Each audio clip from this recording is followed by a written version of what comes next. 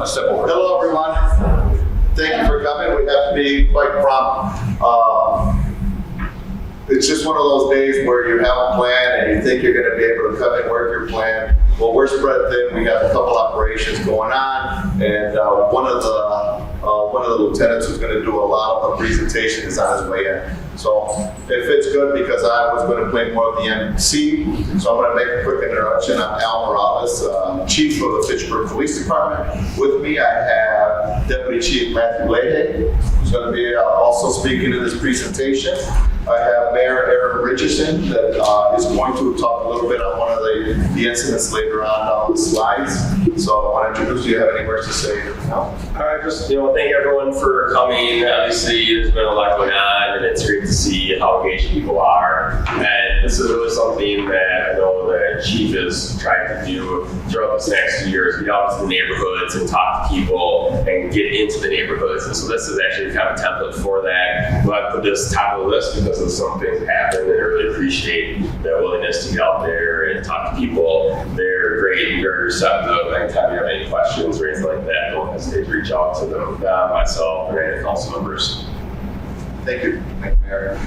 We also have in the audience a few aldermen and alderwomen that I want to identify. You have Council President Randy Udell. We have Alder James Wheeler. And we have Alder Julian Arata. Okay. As much as thank you for attending. This is important. When you hear some of the things that I say about community, we all play a role in being a part of community, and so I really thank you for attending. With us, we have Fire Chief Joe Pavlomarker.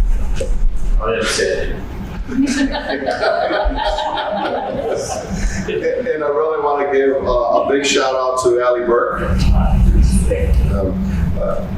It's important to have people in the community like Allie Burke. She spent a lot of time, this is volunteer, you don't get paid for this, to get a message out to others in the neighborhood. I think you got your kids out to do a pamphlet. Yes, they didn't complete the whole thing, but yeah, we started next time, more efficient.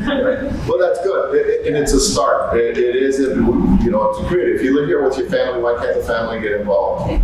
I can tell you that I've done many of these community meetings, and it really helps to even educate your kids. My kids will come to the meetings. If I have an event and they're available, they'll still come to an event and sit in on promotions, sit in on different events. It really helps them, and it will help your kids if they're ever at an event for public speaking and interaction.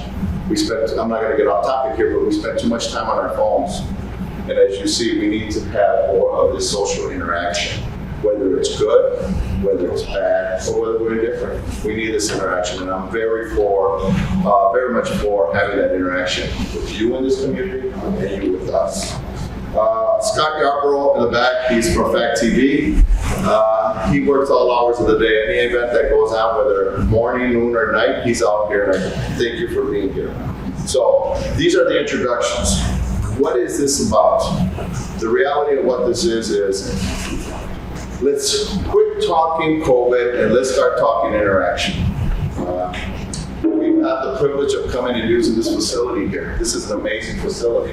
I drive past here every day in the morning going into the office, and every evening leaving. Come on in. Sit wherever you like in the room. No, please. That's the whole purpose. We want to get up close, comfortable, so we can have interaction. So it's going to be a long one. You might as well grab a seat. Please. So the whole purpose is to now re-engage what was pre-2020. And in law enforcement, you hear, and you're probably going to see some things on the news going on, of things that are going on around the nation with law enforcement. We can't catch a break. Law enforcement is here for you. You need to know what your law enforcement is doing in your community. And you need to know who we are, because we are you. And when you have that type of relationship, things go much smoother. If we don't know each other, those are problems. If I were to stop and talk to you, and you knew who I am and what I'm about, it's no longer, the heart rate doesn't go up, whether it's for a simple traffic stop. If I get out of my car and you're walking down the street like many of you do on a daily basis, the heart rate's not going, oh, that's Al. Let's say hi to Al. Maybe Al gets invited to your next picnic or something, you know? That's what Al wants to do. I want to be at your. So you never know, that's the interaction. In reality, we see some of those old shows in policing, and you see some of these old officers, and you see that piece. And we lost that. This is a community where you should be able to do that. So the initiative for 2023 is to get out and at least hit a couple of neighborhoods a month. One meeting, we have Uptown and we have Swan Creek today. We picked you because there are some hot topics to talk about, but when we're done, I think you're going to feel confident and happy that you live in the neighborhoods you do. I really believe that. That said, we're going to hit some other neighborhoods that might be a little bit more challenging in Fitchburg. But at the end of the day, what is the purpose? What is the goal outside of engaging with you? It's to let you know you have a voice and you play a role in how safe your community is. You really do. I don't want to speak too much on the slides that are going to be here, but when something bad happens, let's reflect. And what can we do better to mitigate these things from happening again? And we all do. Fitchburg is growing, and it's the second fastest growing city in Dane County, next to Sun Prairie. Am I correct in saying that? We're all of us grow very fast. We're always over the top of the state, actually, not just Dane County. In the state, wow, in the state.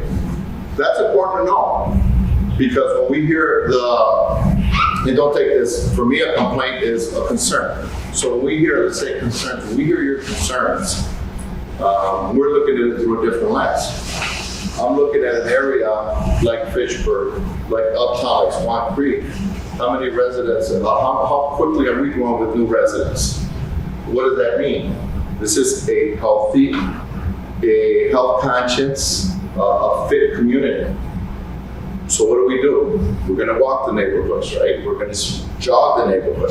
We're gonna ride our bikes in one of the better known communities to ride our bikes. But we also need to get to and from work in our vehicles.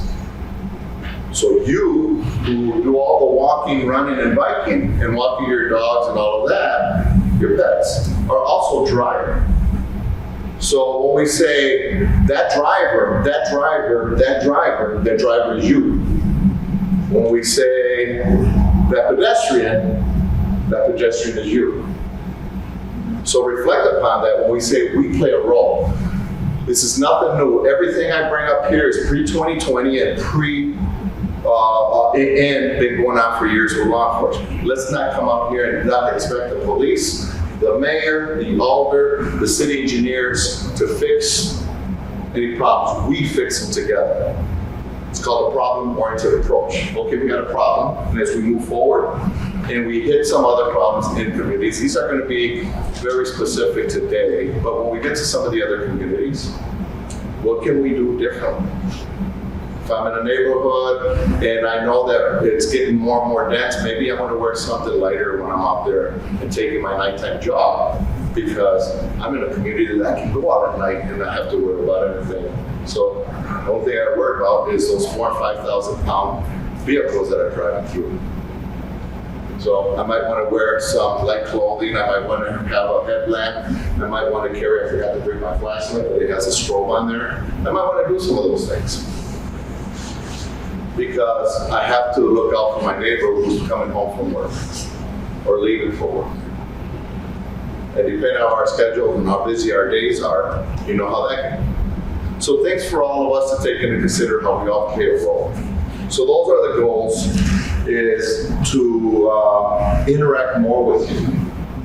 And when you see us driving down the street, I don't plan on having every meeting run by myself, or by Deputy Chief Leahy, or by Lieutenant Hartley.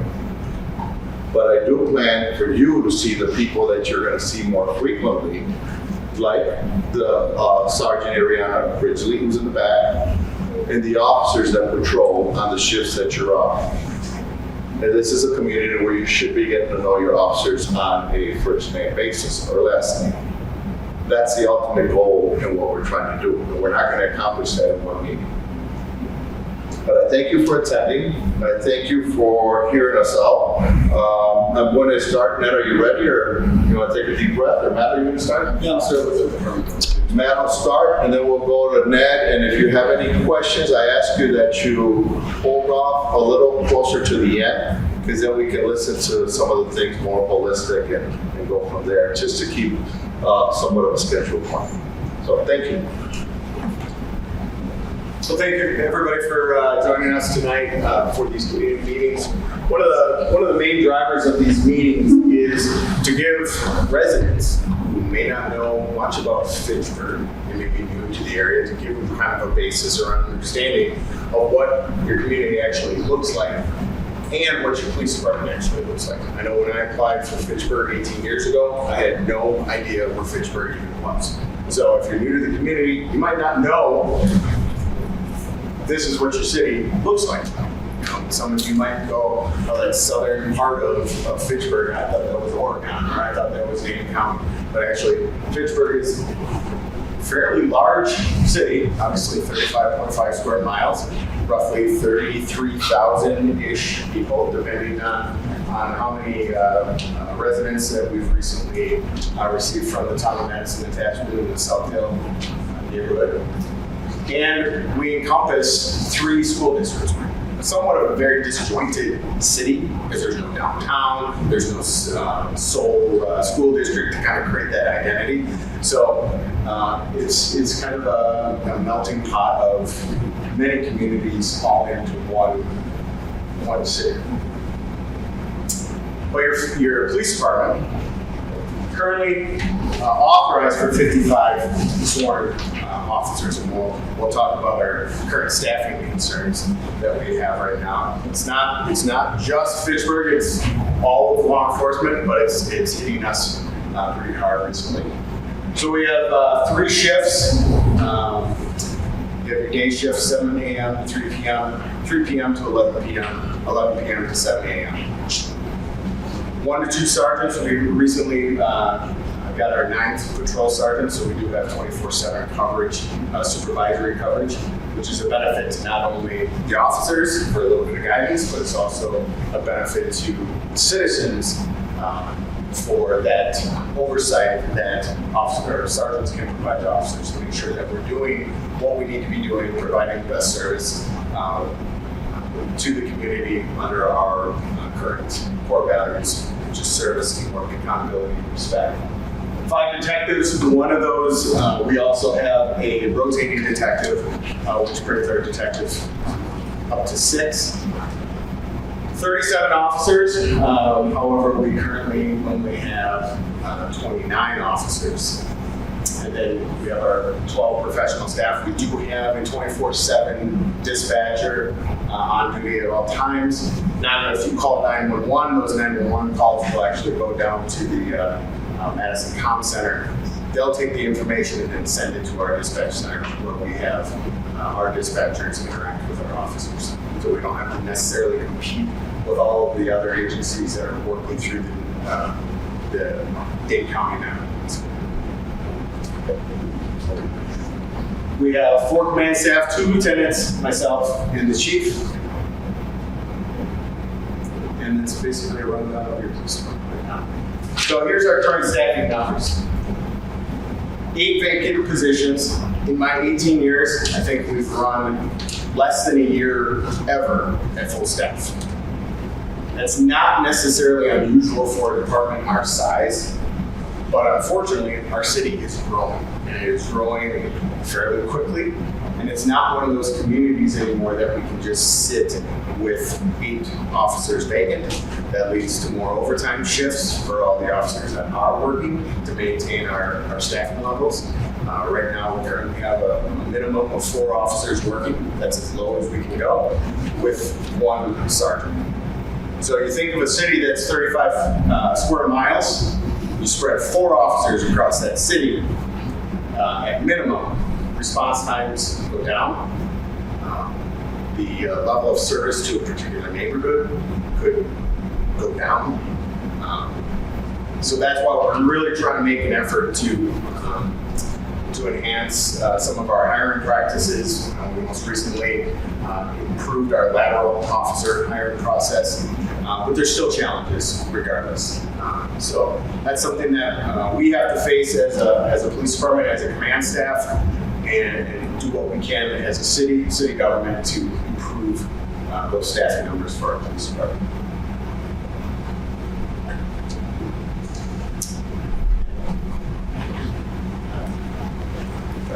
I'll be your clicker guy. This is Lieutenant Ned Hardwick.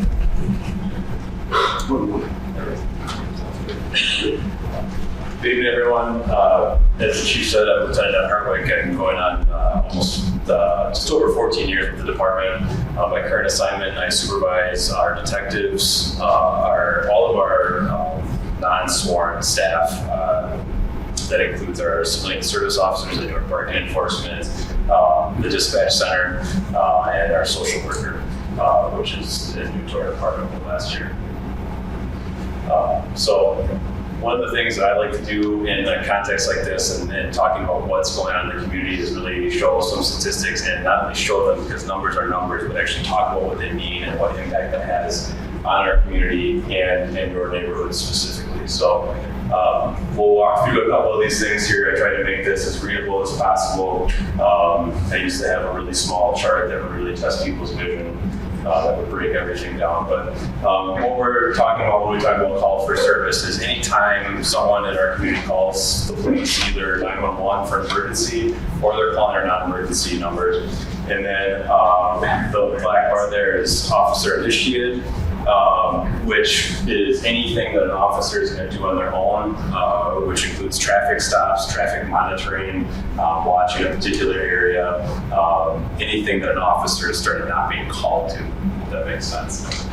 So you can see a couple of trend lines here, and some of these trends are related to staffing. So when you look at officer-initiated activity and those kind of fluctuate due to staffing. But the one trend line you see with 911 calls for service is that it kind of ebbs and flows. After the pandemic, after the restrictions of the pandemic, in 2021, we saw a significant increase in the calls and the types of activity that was going on here. So relatively consistent over the last 5 years with some minor fluctuations. So looking, zooming in a little bit here, looking at Swan Creek in particular, you can see that the calls are, again, also consistent, but not overly significant as it relates to the number of calls, and we'll talk about the types of calls here in just a second. A couple of trends I'd point out, you see as citizen calls go up, you also see an increase in officer-initiated activity, and usually that's a result of people calling us saying that there are suspicious vehicles in the neighborhood. We've had some trends of auto thefts and burglaries, and so we're trying to be more proactive with those types of patrols. So overall, if you think back here to this other slide here where we're talking close to 10,000 911 calls that we're servicing every year, and you look into Swan Creek, we're talking in some years less than 100. So not a lot of activity that we're being called in the neighborhood for. Looking at Uptown, this you can see here as Uptown neighborhood is built up. I think there's a corresponding increase in calls for service and activity, and a similar pattern where officer-initiated activity is increasing. So call for service data, again, doesn't really tell a whole lot of information because they include things like someone's calling for an ambulance, someone is asking a question, someone may have been the victim of credit card fraud, and that's just a call for service. Now, we look at violent crime and property crime are two of our biggest tiers of information that we're looking at to really tell a better picture of what's going on. And this is our violent crime citywide. And one of the things that we're very fortunate in is that significantly violent crime, specifically murder, is very low compared to other areas. But one number that we do look at is robbery, and you can see that remains relatively low as well across the city. Now, the one thing as it relates to violent crime, though, is that those numbers don't necessarily tell the picture of gun violence. Because there are 4 major categories that we're looking at here: aggravated assault, which is a significant battery. It's usually a physical assault that's very significant. The other 3 are pretty self-explanatory. But gun violence is what we see in the news all over the area, right? Every day you wake up and you hear a story about shots being fired someplace in some part of Dane County. And so this is, to me, one of the most concerning trends, and actually one of the reasons why I'm late is because we were just following up on a shots fired incident from December, and we were doing some follow-up on that investigation. So you can see this trend has increased in shots fired incidents, and then the black bars represent the number of people that have actually been hit by gunfire the last 5 years. Now, I don't have the exact number off the top of my head, but I think out of the 31 incidents in 2022, we collected close to 100 shell casings. So that's 100 bullets that are flying in your community that could hit someone driving through someone's home. And in fact, they obviously do strike homes because we know that very well from Swan Creek. So this number, this 31, does include 4 incidents that were in the Swan Creek neighborhood specifically. So looking violent crime in the Uptown neighborhood, I will point out that the robbery statistics on here, these are 2 commercial robberies, so the gas station, that's included in the Uptown neighborhood on here. So violent crime in the Uptown, fairly non-existent. Violent crime in Swan Creek, even less so. And then we look at property crime, which I think everyone can agree probably has a greater widespread impact on our community as it relates to the auto thefts and burglaries. Larceny is just a simple theft, so it could be your purse got stolen out of your car while it's parked out in the driveway. That's probably the most common thing that we talk about as it relates to larceny. It can also include retail theft. So burglary, the one thing I will point out is that we had a very alarming trend in 2020 where we had over 107 burglaries. And the most alarming part about this is that we saw a significant increase in the number of burglaries where people were going into homes while people were at home sleeping. Years ago, we used to see burglaries where people would go and knock on a door, and if you don't answer the door in the middle of the day, they'd kick in the door and they'd go and find things like jewelry and other things of value and go and take those to the pawn shop. Most recently, over the last couple of years, we've seen the trend where people will go into homes through an unlocked door and come into your home when you're sleeping and look for your car keys with the intent of taking your car. They're not looking for your property. And so in 2020, and really into 2021, that's where we saw that frightening increase in those types of crimes. I am pleased through combined efforts across Dane County and law enforcement agencies, we were able to put a number of those people in custody. Many of them were juveniles, and we did see a significant drop in burglaries from 86 to 45 last year. Auto theft remains relatively high and at 74 over the last 2 years. Property crime for Uptown, you can see an increase here in 2021. There were a number of theft from vehicles that were parked outside in 2021 in particular.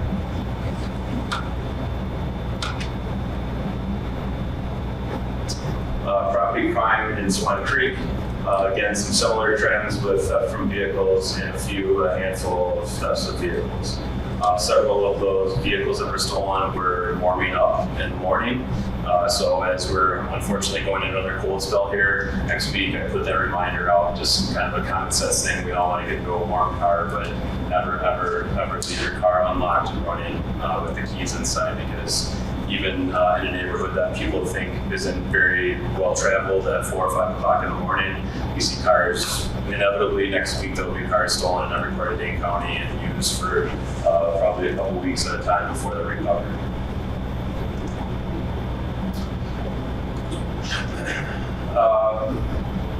So moving from crime, which has an impact, onto another area which has an impact of traffic crashes and crash statistics.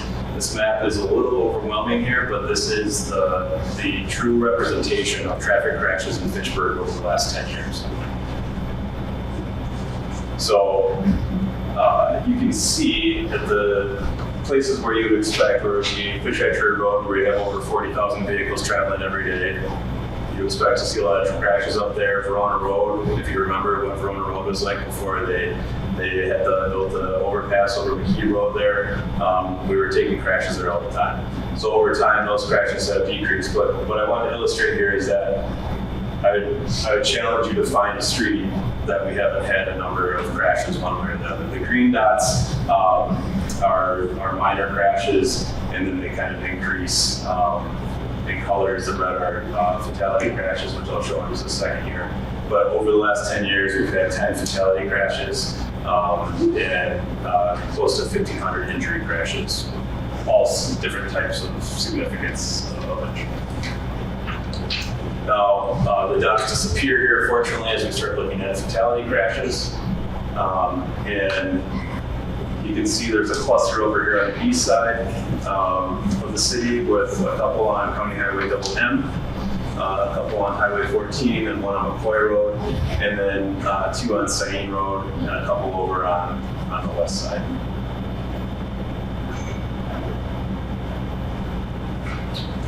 I know the chief asked for questions until the end. Does anyone have any questions right now? I know I just threw a lot of information at you. May have been challenging to see some of those statistics, but any general crime trends or any questions about the neighborhood crime trends? What's the uptown neighborhood boundaries? So that's a great question. I wish I had thrown a slide in here, but we're looking basically just south of McCoy Road, east of Sain Road. So the neighborhood right around the fire station, right up here, trying to get my bearings, and then these apartments that kind of, we are downtown.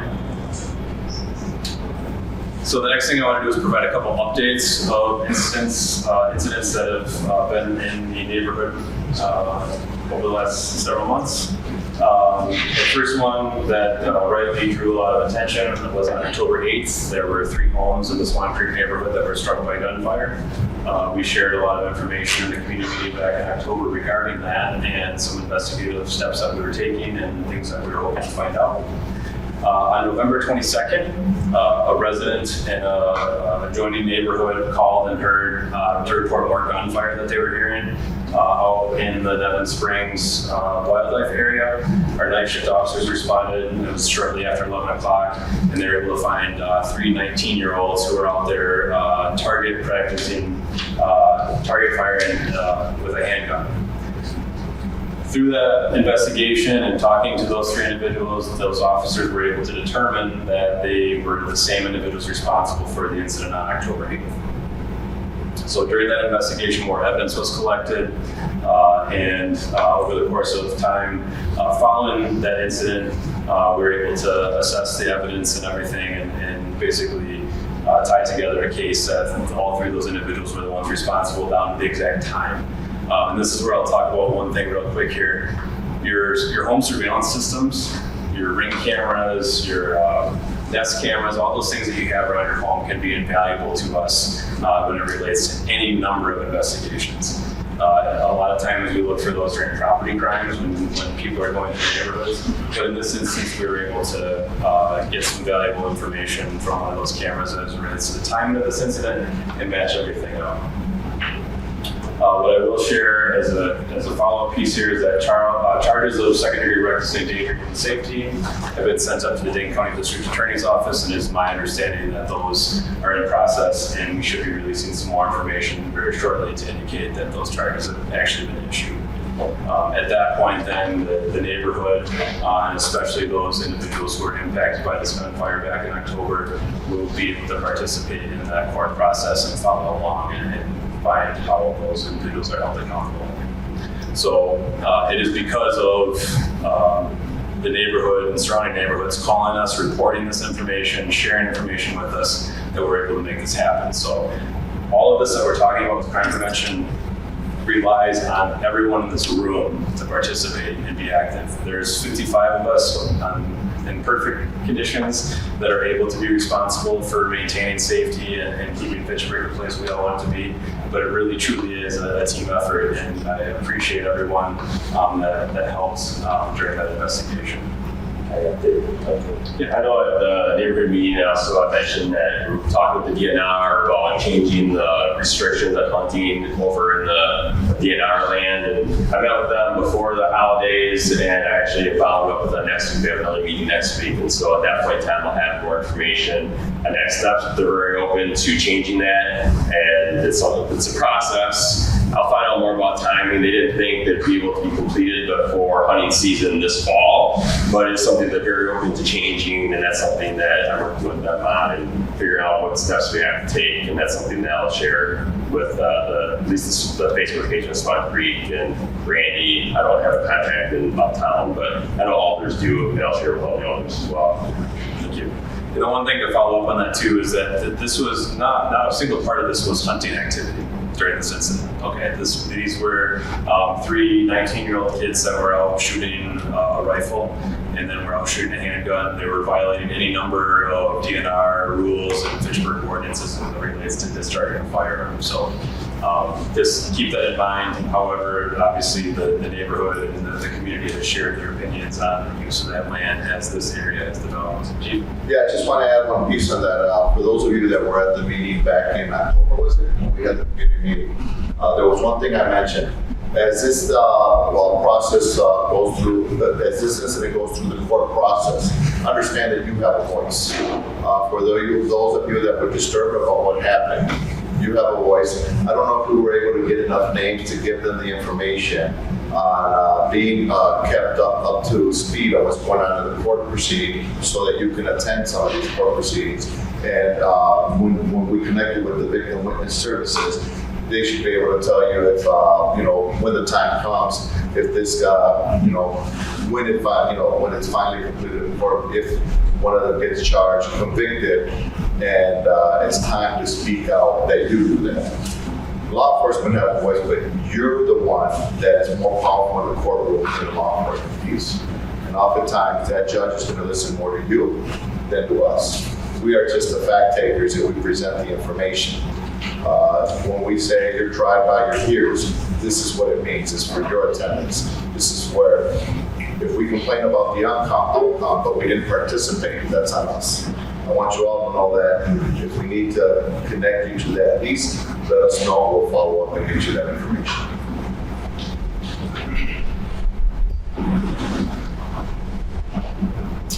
So the second incident to provide a very brief update on, and this is very brief because this investigation is still open and active, and it seems, in some senses, it seems like a very simple thing to investigate and look at, but to really have a fair investigation, we can't release a ton of information on this, but the fatality crash from January 3rd was reported to us around 6:35 a.m.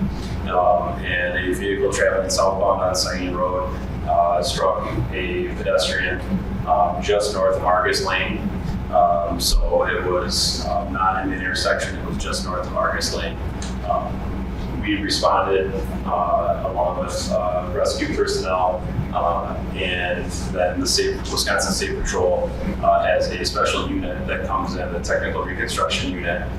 They come in and they assist with the investigation as it relates to reconstructing what actually happened, to determine all the factors that could have been at play during this really tragic crash that occurred earlier this month.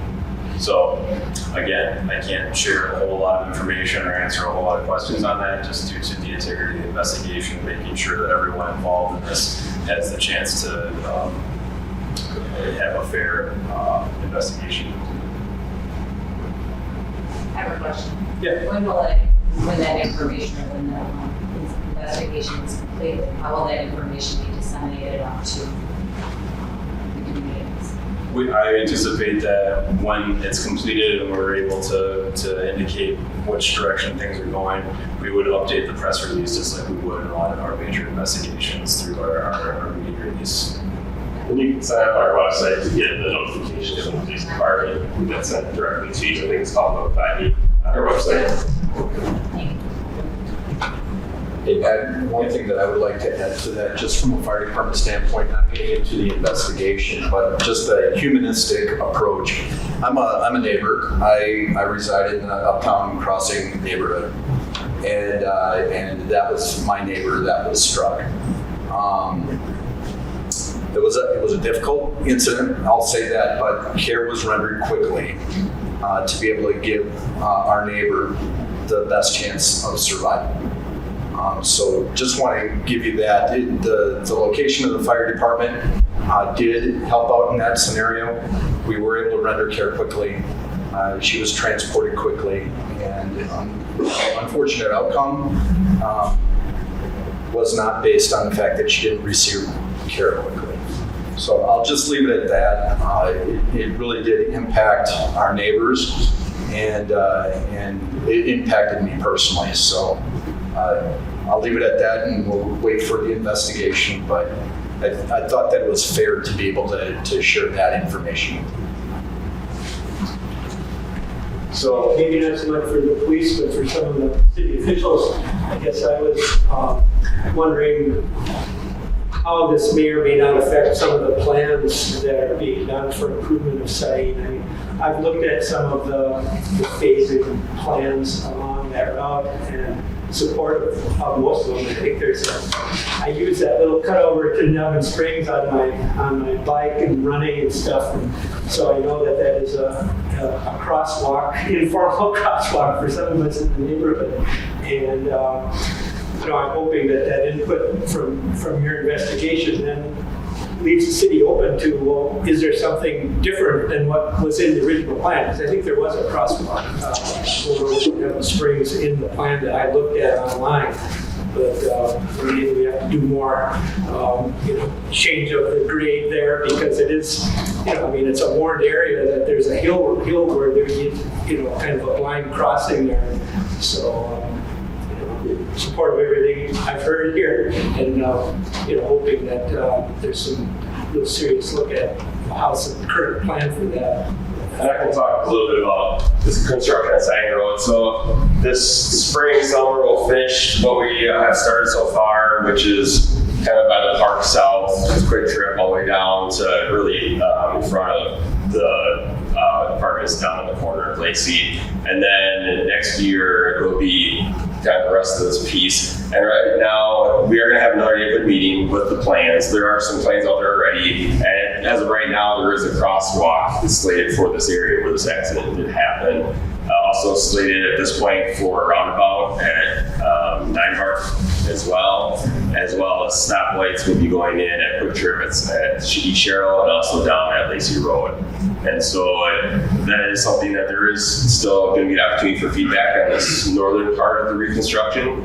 Where McCoy turns into Sanger Road, that's actually going to be a T intersection instead. That's no longer going to be a big sweeping left-hand turn. You'll actually have to stop and turn left. And we're going to be changing where the path also crosses a little bit as well. So there are a lot of safety improvements that are coming to the road. Obviously not as fast as we wanted, and just a terrible situation. But there will be an opportunity probably late summer to provide more feedback. But that is at this point in time kind of what's on the plans anyway. And I will point out too that the map that I showed, this traffic map here actually comes from the Wisconsin Department of Transportation, and they have a unit that takes, if anyone's ever, unfortunately, been in any type of traffic crash and seen the long report that's filed, there's a bunch of check boxes and information that's collected, and all that information is sent to the state, and they compile it, and they study for common themes and patterns. And I know a lot of that data is often used in grant funding for opportunities, and I know McCoy, the signals at McCoy and Double M, that there was a crash there that played into that. Yeah, we got just grant funding there, and actually we got a safety grant for McCoy Sanger as well to help pay for those safety improvements. So all the information that police officers collect and go out there, that plays into those when decision makers are looking at that, including the state. Is there a question reference to you?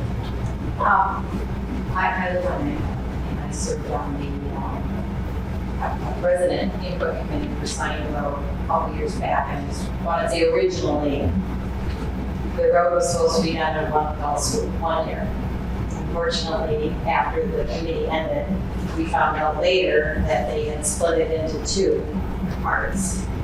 I'm assuming it had to do with funding or money is what I understood, so that was kind of disheartening to find out after we had that. And also too, with respect to the hill, there was discussion in the plans that they were supposed to be shading the crest of that hill down as it approaches Argus to make it a better sight line. So I'm assuming that's still on the plans. But it would have been nice if it would have been done. In 1 year, it would probably already been done by now, but I know there was some discussion about roundabout versus the stoplight at Quick Trip. I know there was, many of us wanted the roundabout, but I'm not sure why the ultimate decision, made a decision why we went to the traffic center. So I just wanted to give you my as far as a resident of that area near ground zero was with signing. So fortunately, the area that the accident had, that's the narrowest part of signing, so that's the most challenging part of the whole signing road project, in my opinion. So I think that's where most of the strong opinions are, and right, so. I can tell you initial discussions that I had, because of the fact that the fire station empties out onto signing right there. The peaks and the valleys are still on target to be shaded. Yep. And that's just a line of sight issue Yep. that continues to be a concern. Exactly, I agree. I mean, I walk the area daily, I used to work for Metro for the city of Madison, so I know transportation is kind of on my mind, so it's kind of just more awareness. And I think because the reason the roundabout did not move forward of signing and Cheryl is because of the pedestrian traffic. Right, I know that was one of the drawbacks that some of us voiced. Personally, I like roundabouts, but they're not as pedestrian friendly, or sometimes you never know. It's sort of feel like it's a game of chicken. You know, is their car going to stop as it approaches the roundabout? So I think it's And right. Jim can attest to the council weighed heavily on Right, that. I agree. There's a lot of discussion because of this area, there's a lot of pedestrian traffic. And we all wanted the roundabout, but then the pedestrian traffic was presented. Yeah, it's a difficult decision. So I'm a cyclist, and the bike path that goes down outside is very dangerous. Well, maybe the big chunks of it you see, and it would be nice to be able to repave so that people don't feel like they have to go out on the side of the road instead of taking the bike path to connect up to head downtown. I believe that's part of the construction road is also that. What's that? Advisor boss, even though they didn't. Yes, that's just one of my Yeah. things. Somebody said what they do, but now really broke their. Yeah. We have, Example of earlier this week last week, woke up at 2 a.m. and I faced Simon Road. And there's a car that went this way, and it had been going 75 miles an hour. I mean, because I look out every day and I see vehicles, and it's like, this one is really cruising. And 2 a.m. when I get it. But I guess, and my other perspective is, I've been here like 30-some years. When this was all cornfields, there was no, I'd drive to work in the morning and I'd never see a vehicle.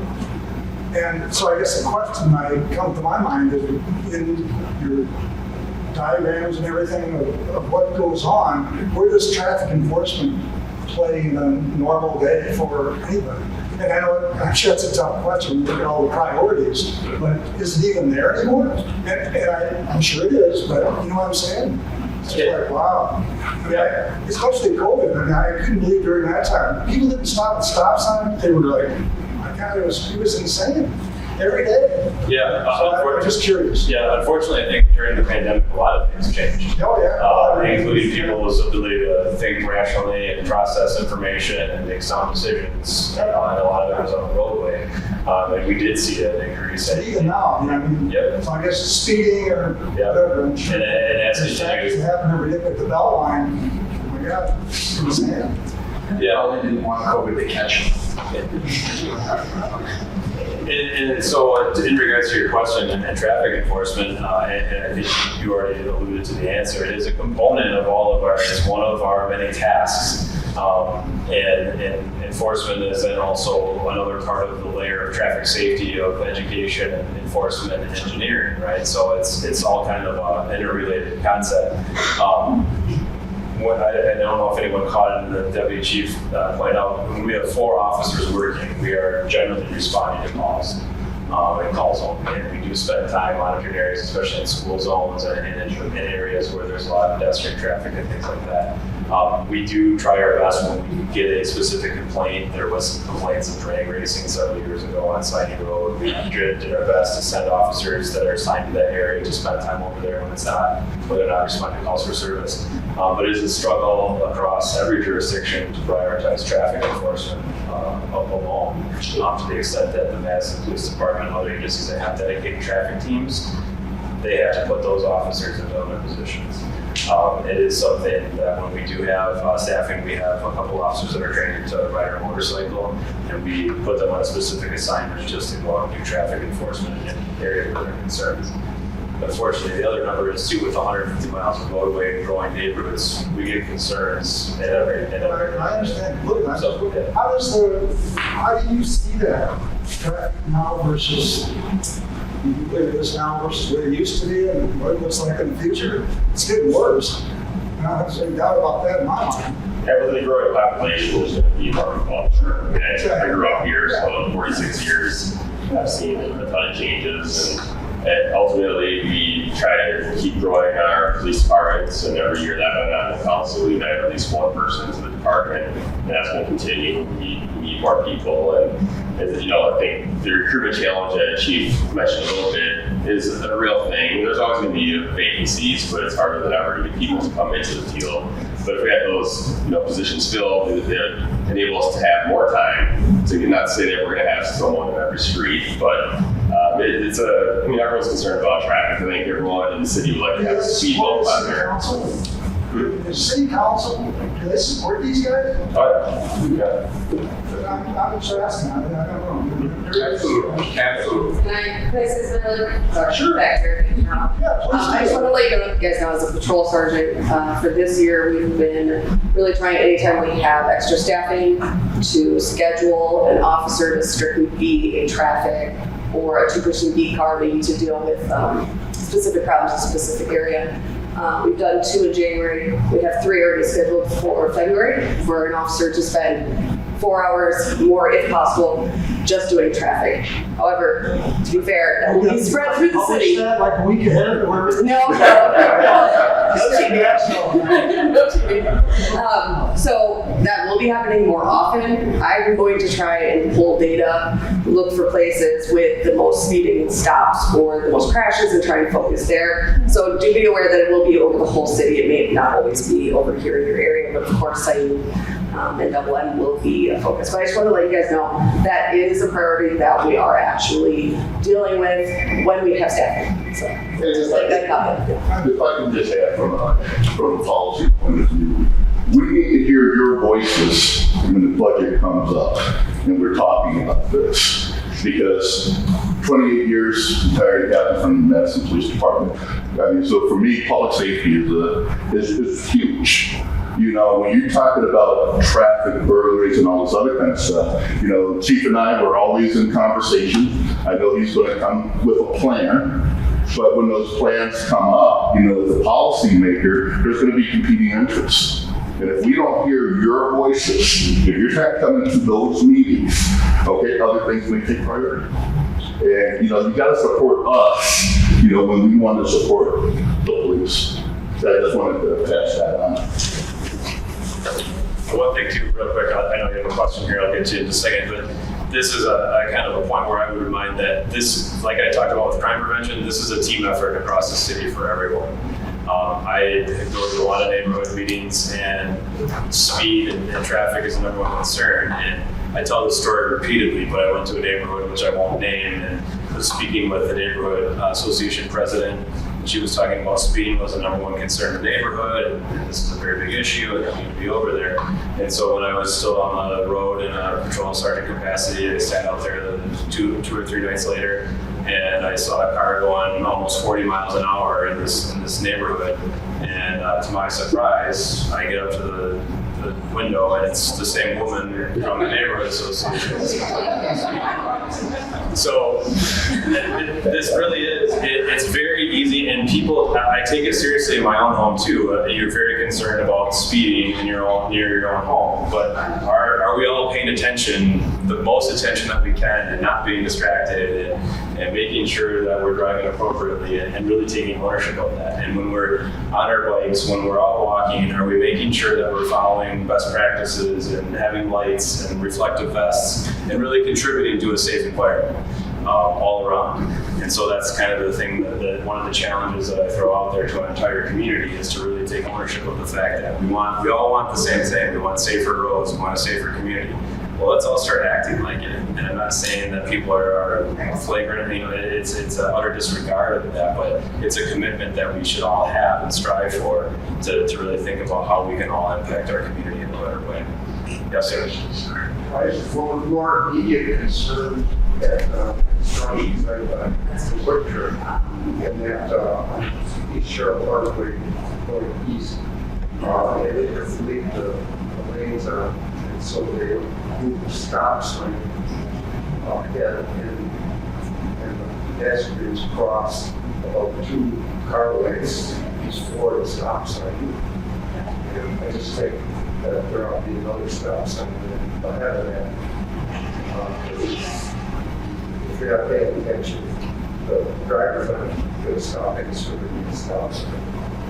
That's it's a very similar dynamic to the same intersection on Lacey and Sign as well. The cross that footpath goes is offset from that. It's more of a construction issue, I think, that hasn't been addressed. I think it's a hazard. And so the one thing I will point out as it relates to collaboration with city departments is that when you all reach out to the city, whether it's through an alder or through the public works department or through the police department, we keep track of those calls and concerns, and then we meet on a regular basis to discuss and share what concerns are coming in and how each department can kind of take a piece of that problem and figure out if there's an easy solution, or at least keep track of that moving forward to prioritize. Good question.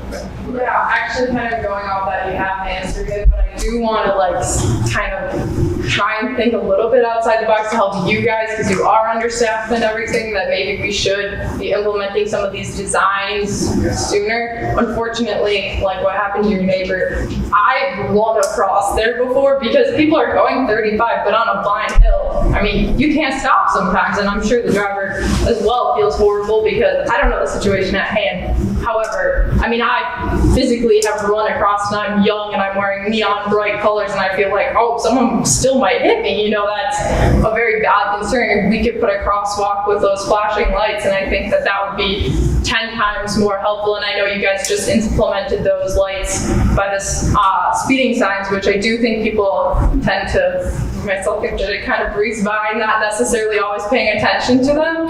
But I do think when you see like, oh, a person is actually crossing here, you're gonna slow down. I mean, anyone would slow down in hopes to not hit a person. So I think that something like the design choices there, like the stop sign that man mentioned, as I'm in the plant here, sorry. I think like stuff like that is like really things that can help out both you guys and the department and our community just being safer in like such small ways. I know money and getting sign off is not always easy on every project, but I do think stuff like that should really be thought about and hopefully implemented short term, not long term.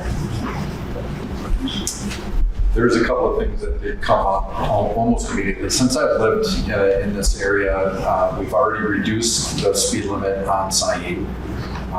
The traffic speed indicators were recently added as a result of some initial forethought, but then unfortunately in response to an incident. But the thought is that whenever there's comments, questions, concerns, we take into consideration the engineering, the prevention, We take into consideration the enforcement. And then unfortunately, we also have to take into consideration the consequence management, the emergency response. So all of that coming together gives us a better indication of what's needed there based on actual data. And you can probably imagine trying to get things funded with emotion isn't always something that gets through on a policy level. We need to be able to provide data that supports exactly why it's important. I'm just going to kind of segue away from traffic a little bit. So we were actually one of the houses that got broken into when we were home, which was like in 2021, so right after we moved in.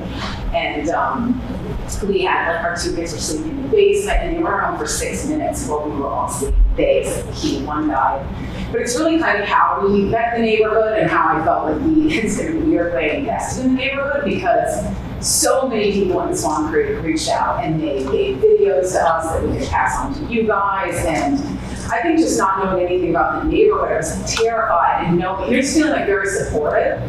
And I like so appreciate that everyone's here tonight, because I really do think that, to continue to make it a great neighborhood and even to support all of you, it really takes a strong community, and everyone should feel that. So again, kind of segueing a little bit, but I hope that if we do this again, we can get more people here, because the more people we can get to these meetings, like the more successful we're going to be as a neighborhood.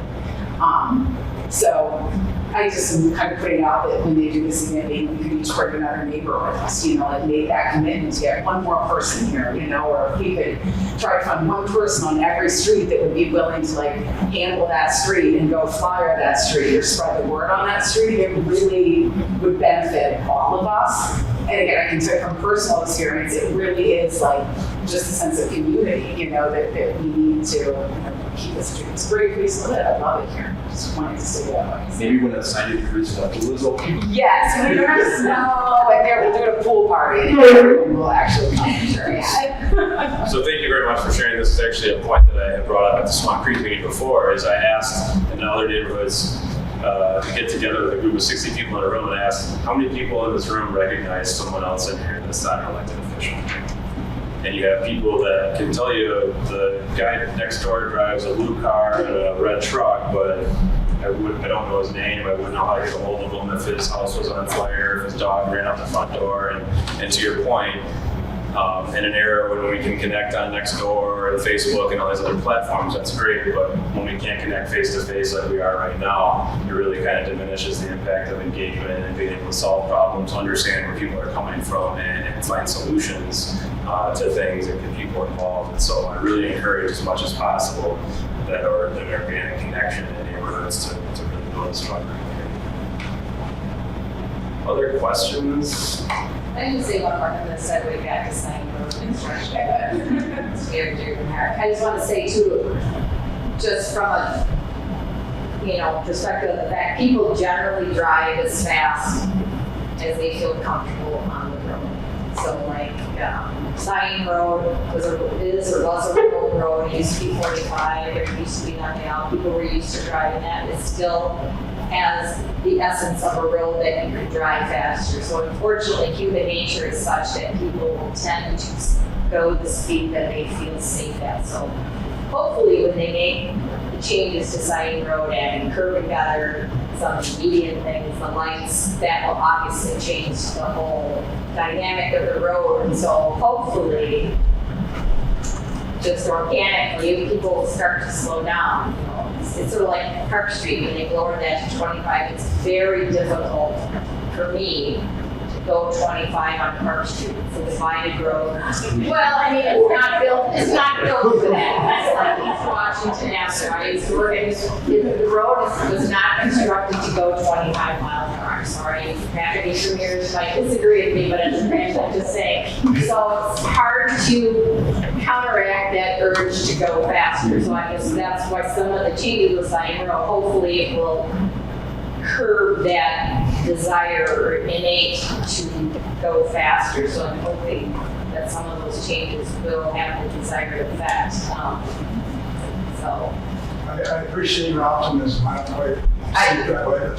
Well, Hopefully you're right. I hope it is. I mean, it's, you know, I think the electronic signage, I think at least I expect human nature alerts you when all the they years I've had, been walking around, right. I just. When they had the construction and everybody was driving down 9 Park because of the detour, it was like hell on people. It was like, it was, you know, I live at 9 Park, right between Sight and Freeport. So I'm right there. And, you know, it was rough. And when they added they had the election, that helps because people, many of whom were my neighbors, driving on my street to get to their street, you know, you have to realize, drive like you live on that street and maybe you will be more in tune. But it was, I got taxed on 50% actually. It's like 125. right. Flew around. So, Right. So anyway, I'm hoping with some of the changes with the sign, hopefully it will help mitigate some of those. Situation, we see something, what should we do?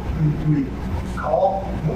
I've called 911, just like, the hell are you calling me for, basically, if you had to, you know. Thoughts? Well, my general suggestion is if you're thinking of calling, that's something that's actionable information, or you want to relay something important, just call us. Maybe not necessarily call to 911. If you're, say, behind a driver that's recklessly driving all over the road, that's certainly a different situation than you see a blue car driving past you going 75 miles an hour. By the time a call is placed to 911 or a dispatch center, that's sure from there. But we do rely, and this is one of the things I'll talk about very briefly here, because you've been so kind and patient with me as I present this information.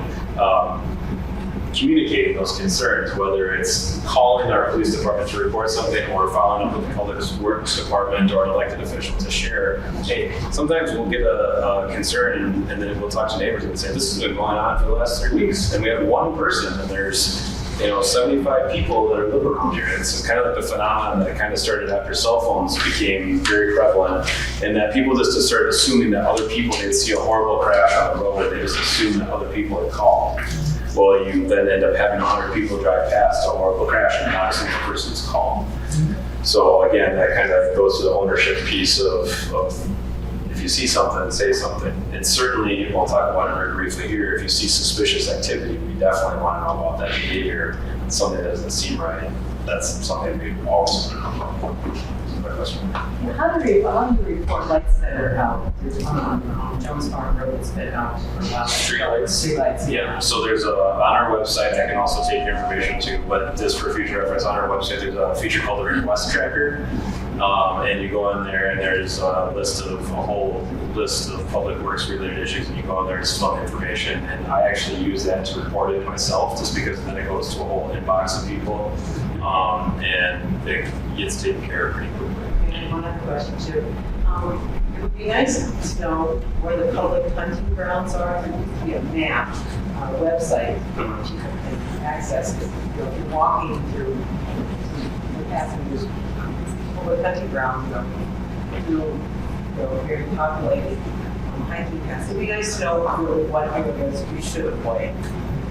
Well, generally, if you're on a walking path over here, you're on a public hunting ground. Right.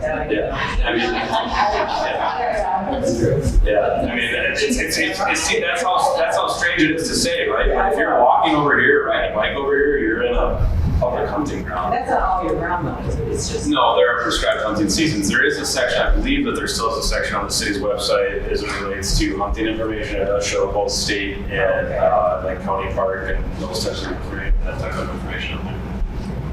Somebody's got taken out signs and it was for public. Really? Yeah. Okay. I can also check in with my dealer contact. I know that they're also working on getting some more signage up over there, and so sometimes they may take down a sign to redo it. I don't know. I can't imagine that they would, but I can check in with my contact at the dealer as well. You can always contact your haulers. The reading haulers says, oh my gosh, we're going to get flooded. We get emails all the time from residents, and we can kind of circumvent some of that if you try to figure out on the website where to go. I mean, or just your newspaper never puts a map on their shoulder. Well, it is in the website. it is listed there, but you know now, we just had a conversation. But you're welcome to call or to email, and we do follow up with whatever department or the city administrator. And there is a new GIS-based map on there that you can go and you can plug in your address and it'll tell you all of your information as far as it relates to elected officials. I believe it even has trash pickup on there still, and some more information. It's pretty informative just to look at, especially as you kind of appreciate the size with the addition of the town mass in there as well.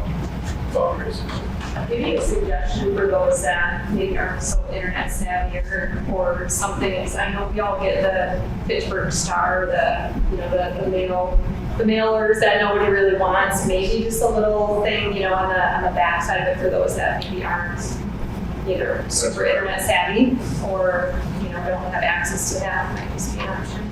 But I think those are sent out regardless, right? You can't stop those mailers, but There's for those that want to read them. Restrictions on what you can put in there.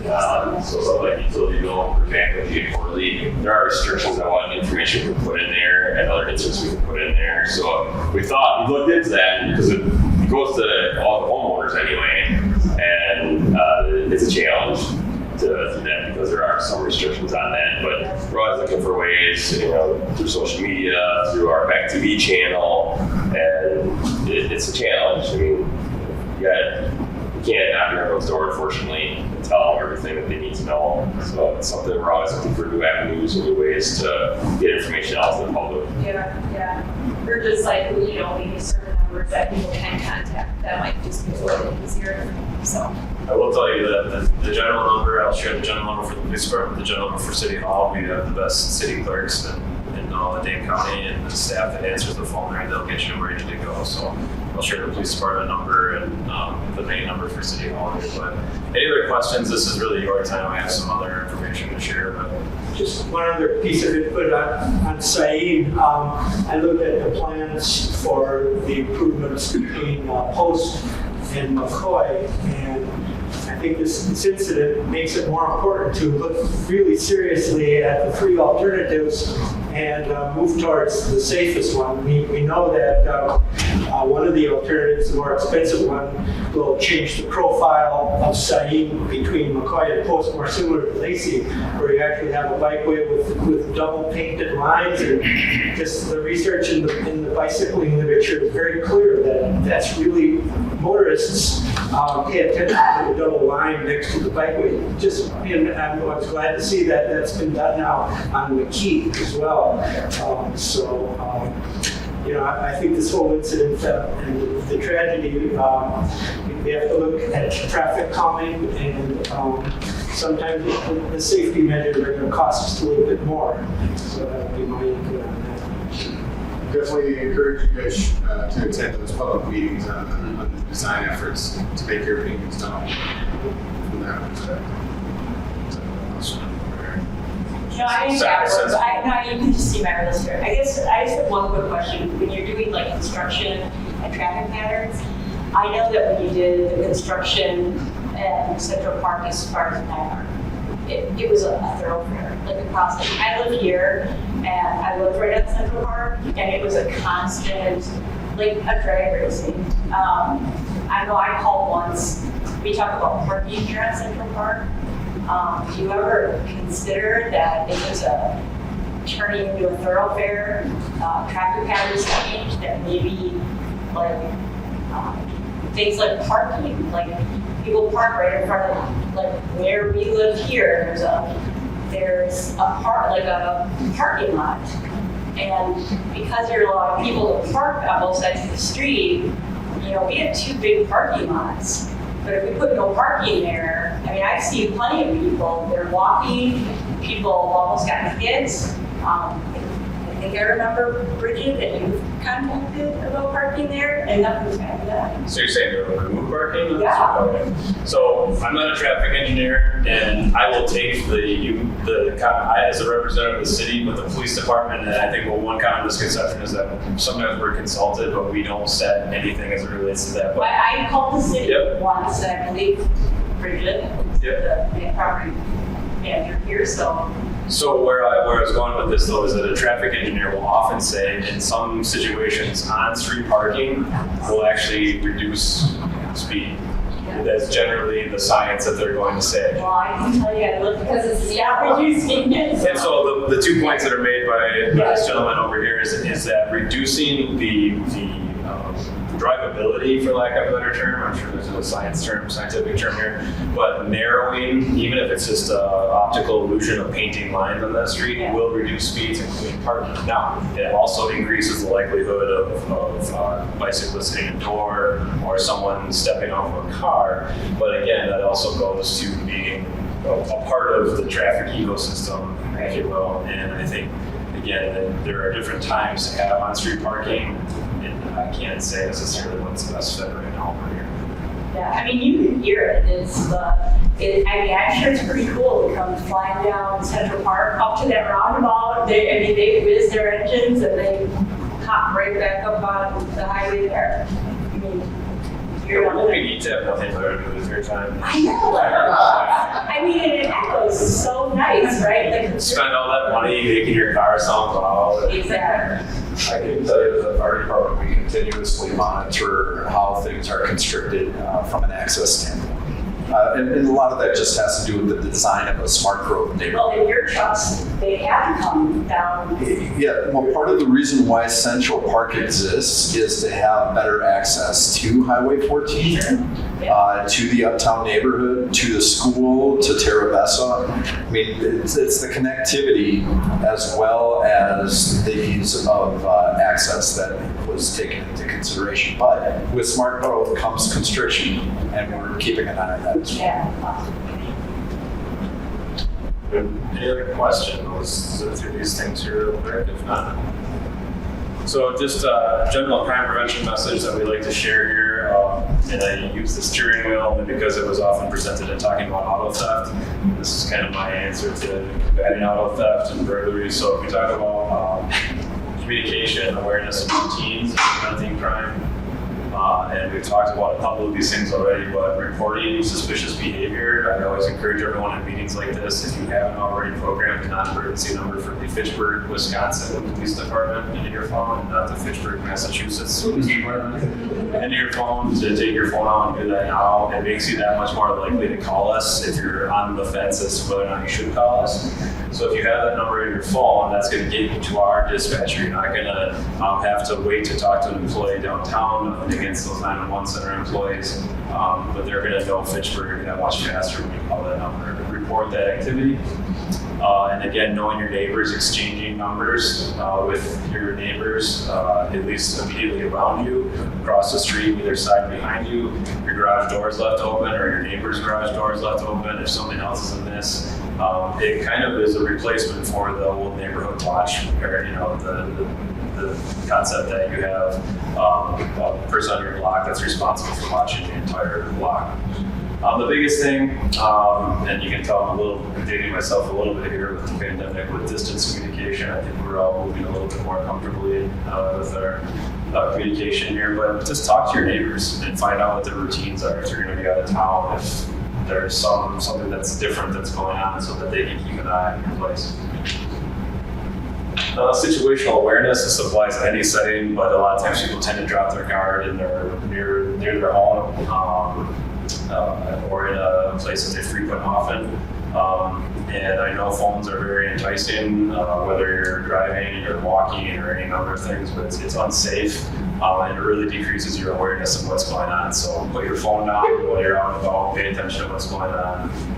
And again, as it relates to situational awareness, we rely on you to be our eyes and ears. I don't know what time your family comes and goes from your home, and if it's normal to have, something occurring there at a certain hour, but your neighbors probably do. And if something's not right, they can call us.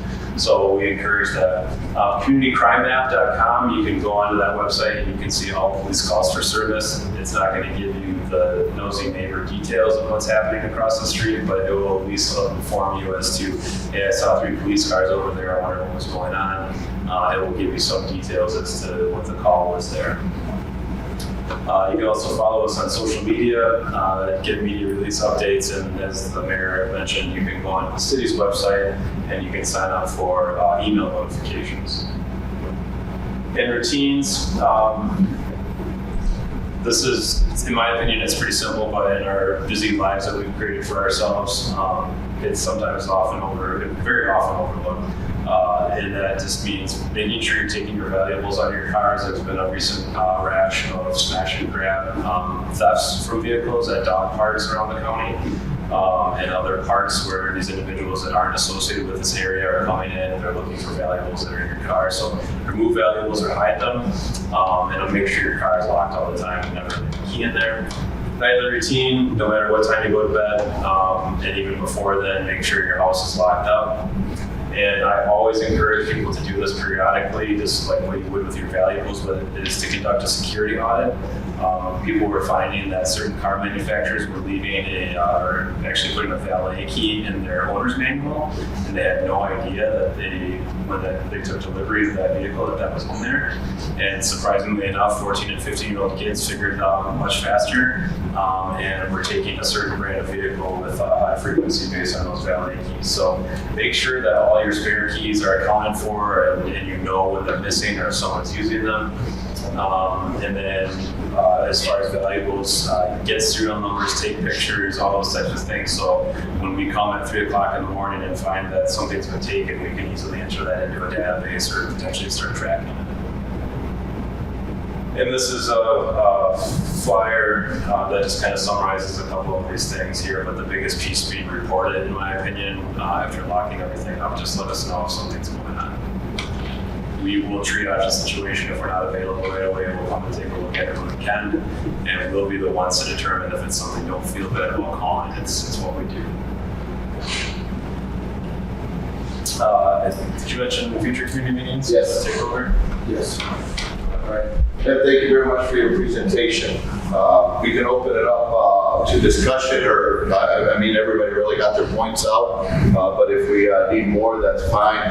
I want to share a couple of things. I was just here. This is my first time in Lafayette. Bridget? Yep. Thank you very much for allowing us to use your facility for this. This is really important. We can invite you in our police station.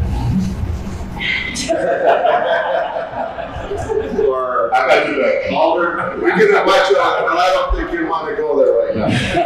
Maybe the new one? Maybe? Yeah. Maybe? Maybe the police station? Thank you for letting us use your facility. Riley's been awesome, and I want to share this with you because this is we don't know how much of an impact, and I mean, that whole COVID piece, I hate it, because it separated us and what we are as human beings. I was walking through here, I was getting a little tour, and Riley is letting me know, okay, so what do you do for gatherings here? What you have a certain appreciation day or certain gatherings, and you have about 200? Oh, we have 222. 222 residents here. And what is your, when you have an event, how many people show up? The biggest one we tell him is 840. 40. But you have 222. That's 222 apartments, but there's about probably close to 400 people here. And you're only getting 40 people to show up. And does food play a factor sometimes? Or? Sure, yeah. Does alcohol play a factor? No, that's, for me, that's, why only 40? Why only you, when we have, 400 plus people here? Swan Creek, that other incident happened. I counted, there were people coming in the station there, about 46 people showed up at that. Why can't we have that? And we have to, and this is my challenge to you, Allison, we're going to talk a little bit more because you do have some background in bringing these groups together. What do you do?